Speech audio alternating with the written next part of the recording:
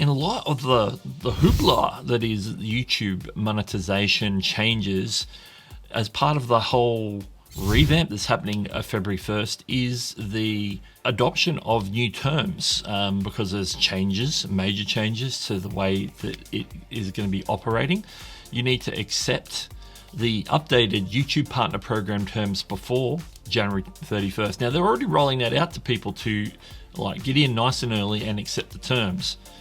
And if they've sent it out to you, you might have gotten an email. I think I got an email in the last 24 hours. But you also see this in Studio. You can see it says action required, the whole bit there.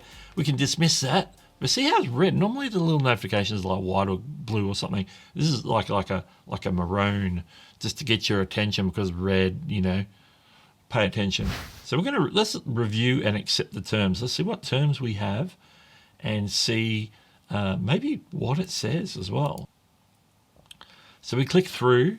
It's going to, in the background, take us to the Earn tab, but we're reviewing the following updated terms: the watch page monetization, shorts monetization, and fan funding monetization. Because I'm in the full YouTube Partner Program, so I get all those. For those who are just at the fan funding level, you might just get the fan funding. Otherwise, and of course, if you're not yet in the YouTube Partner Program, there's no terms to agree to because you're not in the program yet. But when you join the program, when you qualify and that get accepted in, you'll have to agree to the terms. First term we're going to look at is watch page monetization module. This obviously, with all of them, are effective February 1st, 2027. The applicability of this module applies only where your content is displayed within the following parts of the service meaning on YouTube. Content watch page means a page within YouTube, YouTube Music, or YouTube Kids. And you might say, YouTube Music? Why would I have content in YouTube Music? I'm not a musician. But, well, what if you've got a podcast, for example? So, that's why it says that. And it's a website or on the website or on the app that is primarily dedicated to the description and playback of your content. For clarity, content watch page includes a page dedicated to your channel, any feed of recommended content and ads shown on such a page, primarily dedicated to your content, but does not include any other type of content feed, for example, shorts or a search results page. It also applies to YouTube video player, meaning one or more digital media players made available by YouTube, which could be like your player on Apple TV or Roku or wherever you built into your television, all that sort of stuff. Let's jump down to number 2, advertising revenues. YouTube will pay you 55% of net revenues from ads displayed or streamed by YouTube or an authorized third party on your content watch pages, in conjunction with the playback of your content within the YouTube video player. And then there's number 3, which is subscription revenues. Now, what do you mean subscriptions? Are we talking about memberships and stuff? No, we're talking about, firstly, YouTube Premium. This is where your content is played in YouTube Premium or YouTube Premium Lite or any replacement offerings, anything that's the equivalent of YouTube Premium. YouTube will pay 55% of the portion of the YouTube Premium Pool and Premium Lite Pool that is attributed to content using the individual share calculation. Now, that's complicated. I'm not going to explain what the breakup is, but it just depends if the view is from someone who's watching using Premium Lite. The breakup is different. How much is going to depend on how much content they're watching in a particular month and what part of their monthly payment is actually assigned to YouTube Premium payouts. Okay, now there's a whole other section. It says in this section, created content means all content made available via this service, whether or not uploaded by a monetizing partner of YouTube, that has not been delivered to, uploaded to, or claimed on the service by any music licensor partner of YouTube. So this is like content that's uploaded by you. It's free and clear of any copyright claims, free and clear of anything else that you might be subject to. Individual share calculation. So it's going more into the YouTube Premium divination, we'll call it. It's going to tell us all about it. An individual share calculation means the calculation used to determine the portion of the subscription offerings revenue pool that is attributed to your content and expressed as the following fraction: watch time of your content divided by total watch time of all creator content. So a premium doesn't pay out by the view, it pays out by the watch time. So there's an interesting delineation there. So if a premium viewer watches 100 hours of content in the month and you're 30 minutes of that, then you'll get paid out a 30-minute portion of the total, whatever that percentage works out to be, of what the available payout is from that premium person. So if it's a premium light person, 60% of the net revenues, and remember the prices varies between country, there's some variations for exchange rates and things like that. So you might find that premium light, I don't know what the price of premium light is, it's about $8 US. But 60% of that is allocated to paying out to channels content that they've viewed in the past month. Now, the YouTube premium pool, which is a larger amount, 30% of that net revenue is available. But the reason is, first, it's a bigger amount because you're paying premium, and the extra third of that that's not there, it's like only half of the 60%.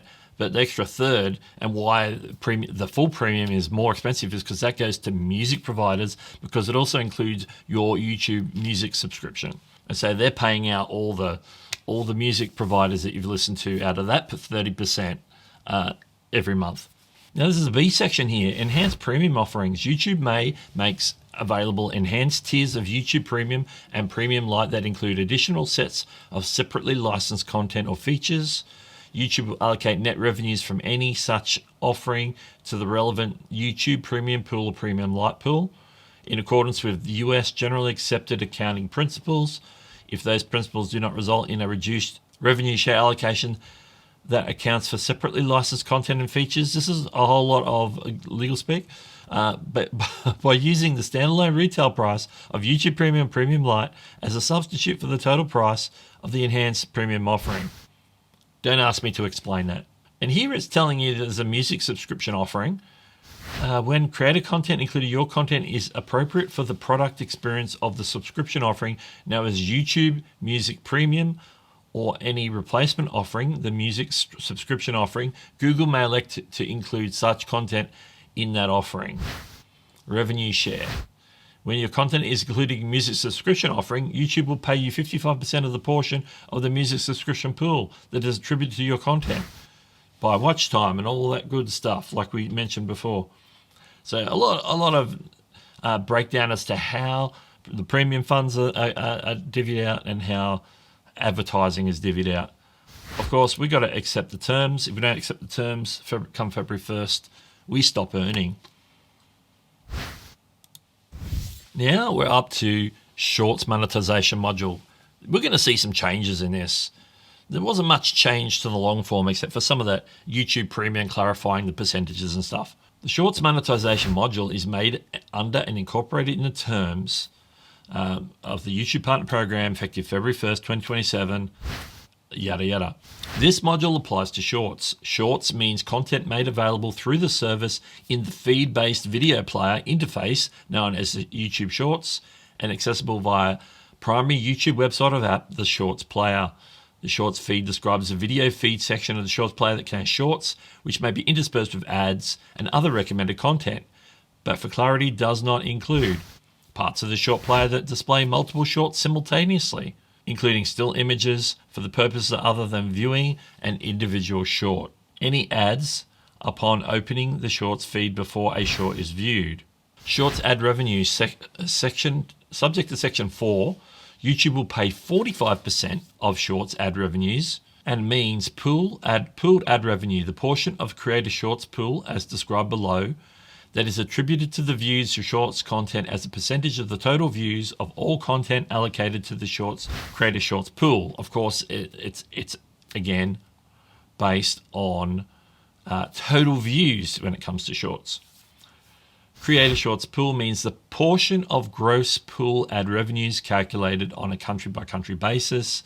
So remember, they allocate Shorts to you based on aggregation in countries in that particular currency, so you could get a little bit from here, a little bit from there, and a little bit from everywhere. The total view of all Shorts uploaded by monetizing partners include no music content, plus the fractional views of all shorts uploaded by a monetizing partner that includes some but are not solely made up of music content, together as a percentage of the total views of shorts. There's a lot of math going on here, and this is pretty much how they've been doing it the whole time we've had shorts out with the shorts ad revenue system. I made a video on it like years ago, and it's basically the same gist. You can check it out here. Gross pool ad revenues means net revenues from ads displayed in the shorts feed that are not targeted shorts ads. Music content means content delivered to, uploaded to, or claimed on the service by a music licensor partner of YouTube. Direct ad revenues, the net revenues from targeted shorts ads. Targeted shorts ads means ads targeted directly by the advertiser against your shorts content as described in the shorts monetization policies. That's sort of a newer thing because they haven't, when they first rolled out shorts ad revenue, I don't believe they had targeted. Like targeting, which means is the advertiser wants it specifically near or on your content. When it comes to shorts, it's like pulling up randomly in the feed. They're probably going to stick that ad like right before, right after your short, if that particular brand or ad service is targeting your content specifically. And then you get more interesting cut, I would imagine. Short subscription revenues. This is where people watching shorts on a premium account are able to contribute to your shorts revenue. Subject to Section 4, where the shorts content is included in the subscription options, YouTube Premium Lite, or any replacement offering, YouTube will pay you 45% of the portion of the YouTube Premium pool and Premium Lite pool that is attributed to your shorts content using individual share calculation. Let's see if it's done by watch time like long form, or if it's done by views. Creator shorts content means all shorts content, whether or not uploaded by a monetizing partner on YouTube, that is not music content. Individual share calculation means the calculation used to determine the portion of the subscription offerings revenue pool that is attributed to your shorts content expressed by the following fraction. Shorts content divided by total views of all creator shorts. So it's done by views and a watch time. Premium Lite pool, 60%. And it's calculated per country. Remember, shorts is calculated per country, whereas watch time isn't. YouTube Premium is 30%, calculated for each country. Enhanced premium offerings, we talked about that before. I'm skipping that part. Earnings eligibility. This is the important part. This is the new part that sort of makes it a little bit different. You will only be eligible to earn a share of the pooled ad revenues and short subscription revenues for any calendar month if the number of views your shorts content meets the minimum view threshold specified by the shorts monetization policies. There's been a lot of talk about this part already. Total views will be measured against this threshold over the 90-day period ending on the 15th day of the calendar month preceding the month for which you're earning are being calculated. So this is putting some of the specificity on the 90 days. It's not a rolling 90 days. Well, it is, but it's not based every 24 hours. It's based on the period ending the 15th of each month. So you look at how many views you had. Say we get to August 15, which for me is tomorrow, but obviously maybe by the time this is out, it'll be a different date. But say August 15, it's going to be looking 90 days backwards from August 15 to see if I've reached that threshold of views from shorts to actually earn money for this particular month. And it says total views will be measured against this threshold over the 90-day period. I believe it was 10 million views over 90 days, if I recall. Ending the 15th day of the calendar month, preceding the month for which the earnings are being calculated. So they're going, okay, August 15, did you turn around 10 million shorts views in the last 90 days from August 15? If so, we'll pay you for July. If not, we won't pay you for July. That's pretty much the bottom line on that one. Shorts included in third-party content. This section describes how shorts are counted for the purposes of calculating each of the creator shorts pool, pooled ad revenues, and short subscription revenues, where a short includes third-party content.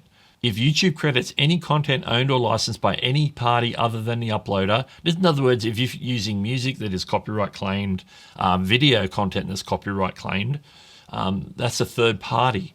And so there's something interesting happening here. Licensed for any other party other than the uploader as making a contribution to the short, then each view on that short will be divided on a fractional basis as specified in the short's monetization policies. Those policies describe whether and how YouTube credits the contribution of different content types to a short and how views are allocated between the uploader of the short and parties contributing to content for a short.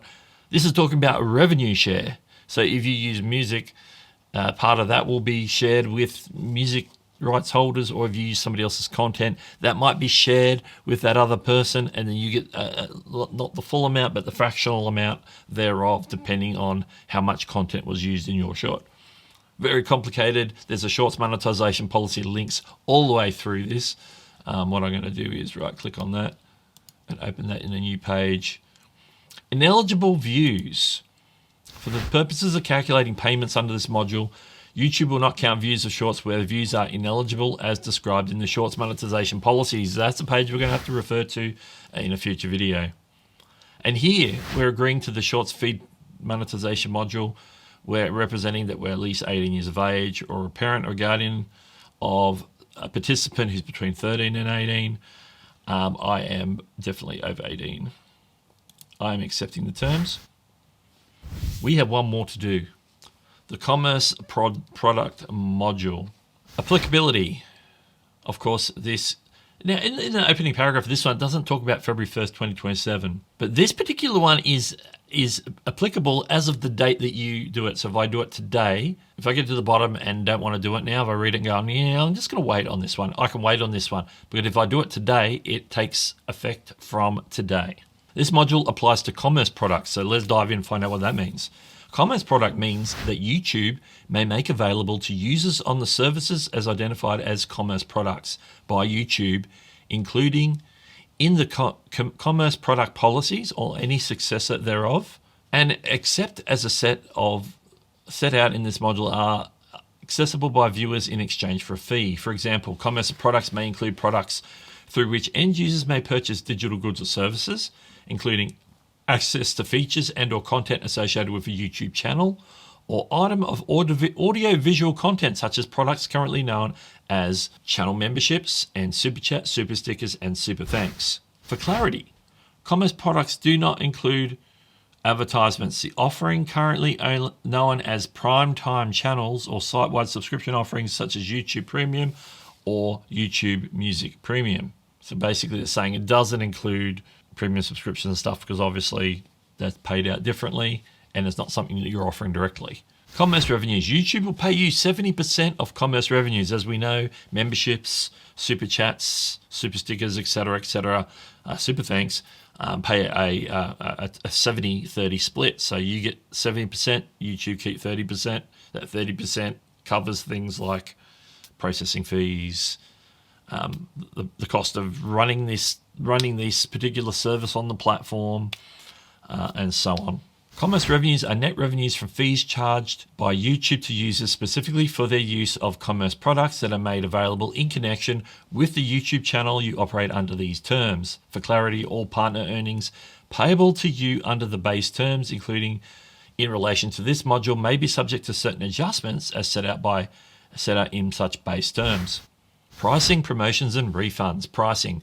YouTube will have sole discretion making authority with respect to retail pricing on commerce products, including variations between different currencies and territories. In some cases, you may be able to suggest prices at which YouTube may use to determine pricing of commercial goods.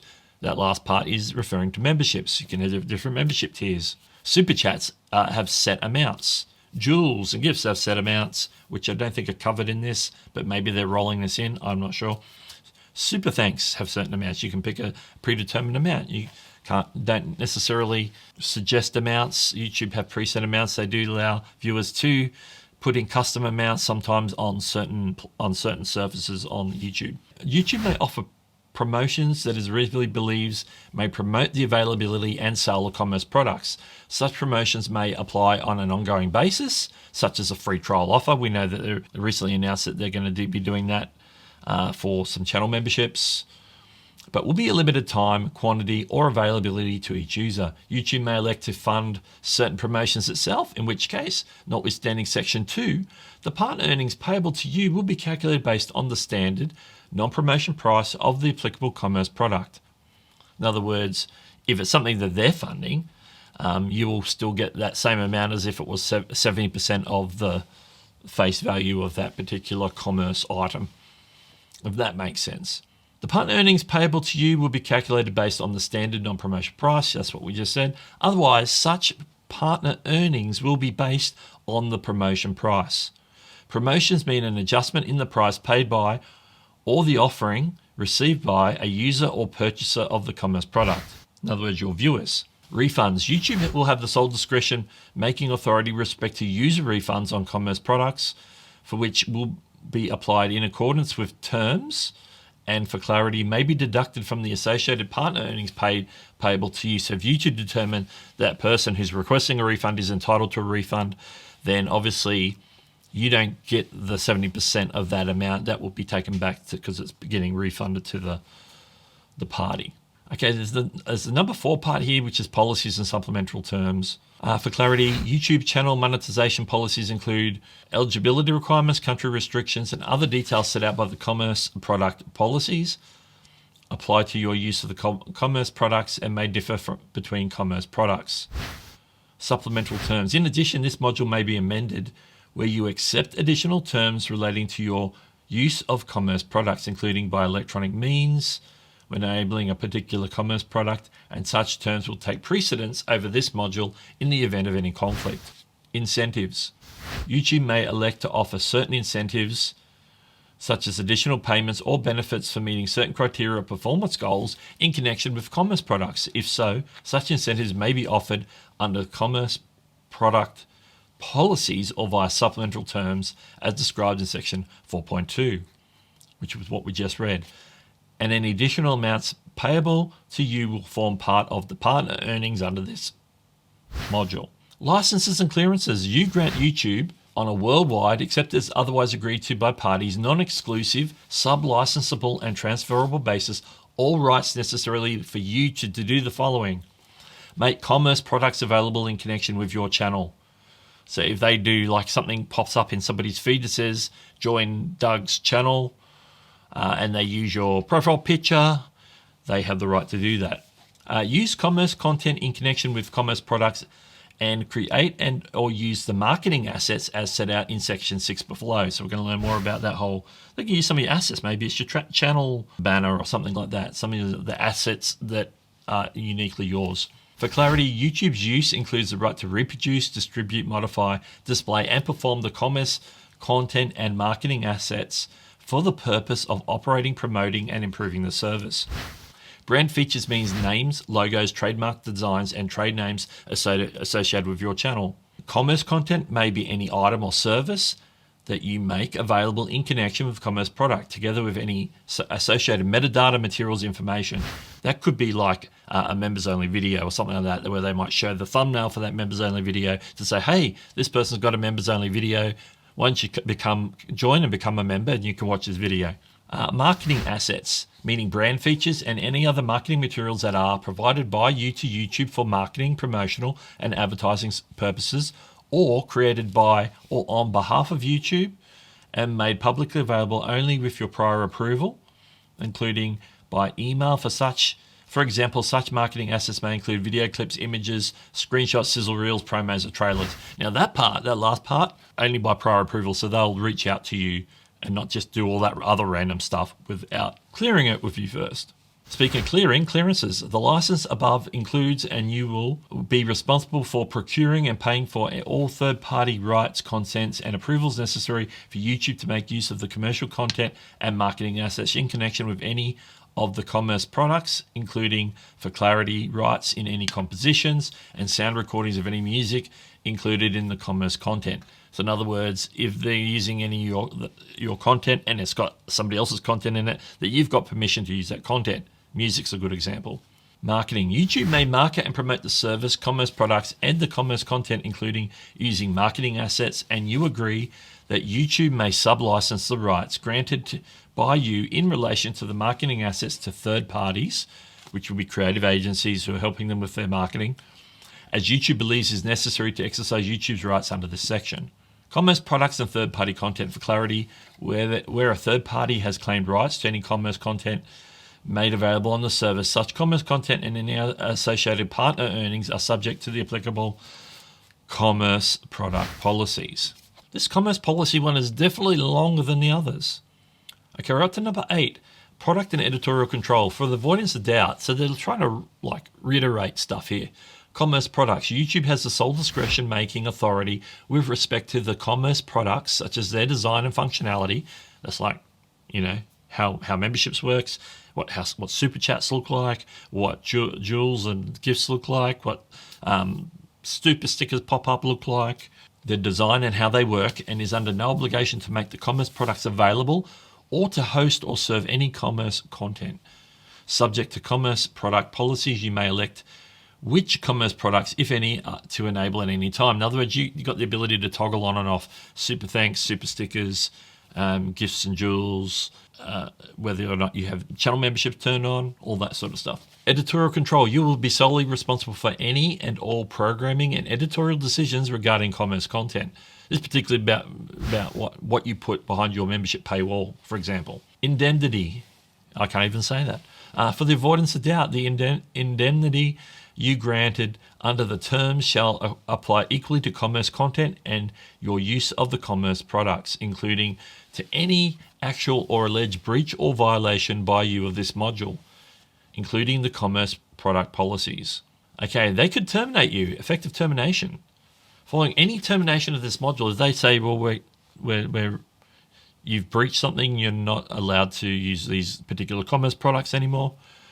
Survival. If any user has been granted access to a commerce product in connection with your channel for a period extending past the date of termination, this module will remain in effect until the end of that user's applicable usage period. In other words, if they cancel, I think what they're saying is if you cancel if your membership gets cancelled because of YouTube terminating your use of this service, then the users will get until the end of their period before they lose access to that. They're not going to cut off a user who paid for a month of membership the day before you got terminated. I don't mean terminated from YouTube, I mean you had your commerce product module terminated. Sections 5, licenses and clearance, and 9, indemnity survive.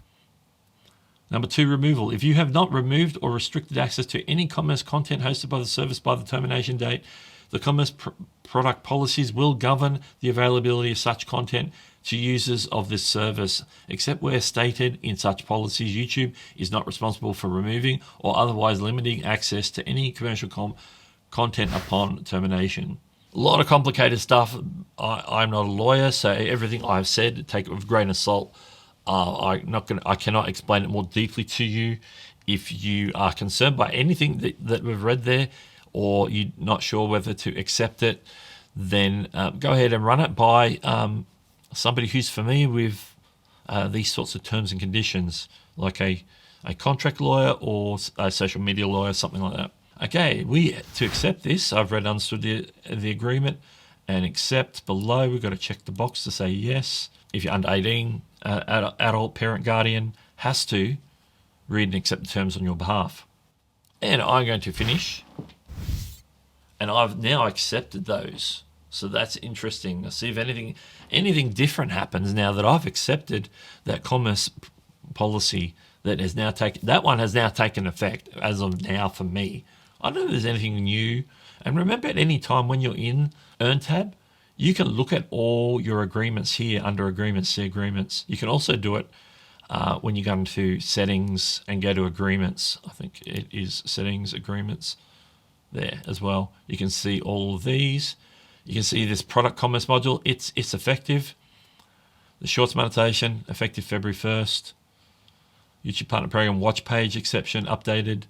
So I have the one that comes into effect. I've got the current one for Shorts and the current one for watch page. I also have terms for player education. Nothing's changed there. The base YouTube Partner Program terms have not changed. They're still the same. And there is still a separate virtual items module, which actually does cover the gifts and jewels, where you buy the currency, where people can buy the currency and then spend it. And they have it in like a virtual wallet on YouTube and spend it as they see fit on people's streams. So that is still a separate thing as well. So yeah, they're the terms. As you can see, I've still got the red banner, but I have accepted the terms, so I'm only going to officially dismiss that now. A bit of a deep dive, a bit of a nerdy look. I didn't read everything, but I read the important parts. I cannot explicitly talk to definitely what some things mean, but there is some enlightening stuff in some of those modules. If you have any concerns with any of them, make sure you get some legal advice before you accept them. But if you do want to accept them, make sure that you do it all before the end of January 31st, 2027, so that you don't skip a beat when we roll over to February 1st and your current module is no longer applicable. Have you got any questions for me that isn't deep legal questions? Then drop it in the comments below. If you want to check out more stuff about YouTube Partner Program monetization, then you can check this playlist here. In the meantime, it's Doug. I'm Doug, and I'll catch you later.